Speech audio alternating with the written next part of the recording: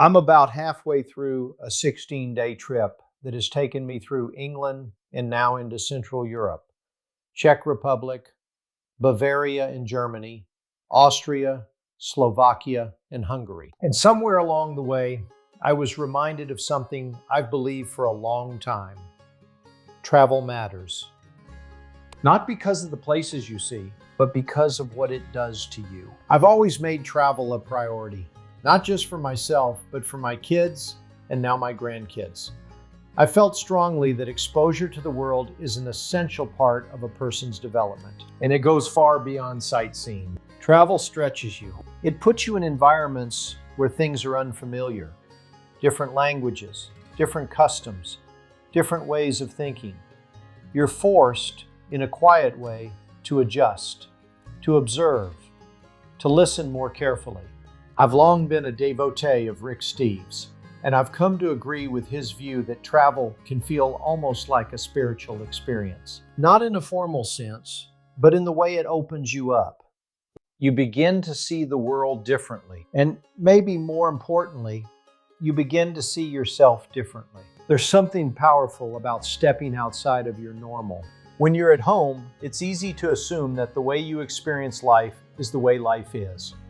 Travel gently challenges that assumption. You see how other cultures approach daily life. You encounter history not as something abstract, but something that surrounds you.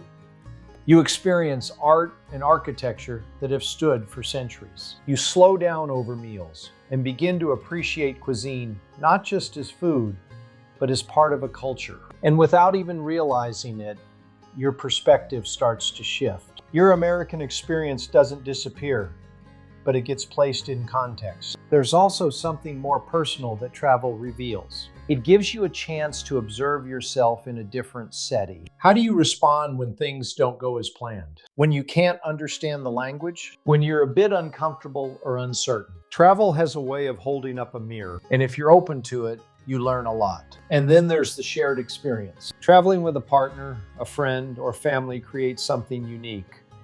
It's not always smooth.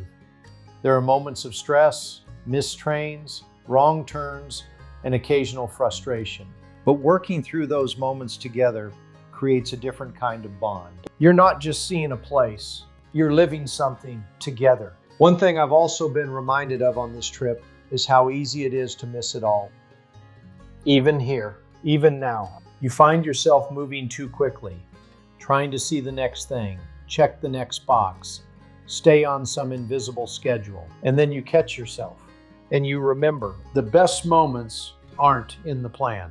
They're in the space between. And I'm being reminded of that on this trip in ways I didn't fully expect. Not just in the places, but in the experiences. A hotel where every detail is considered. An afternoon tea that isn't about tea at all, but about time.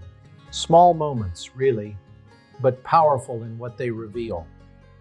That's really what these trip blogs are about for me. They aren't meant to be travel logs or lists of places to see. They're a way to capture what the experience sparks, what it reminds me of, what it brings into focus. In many ways, they're no different than my meandering musings, just in a different setting. Still looking for the same thing, the extraordinary in the ordinary. The power of moments, the meaning that shows up when you slow down enough to notice it. As I move through the second half of this trip, I'm trying to be more intentional about that. Less rushing, more noticing, more space between the plans, because that's where the real value of travel lives.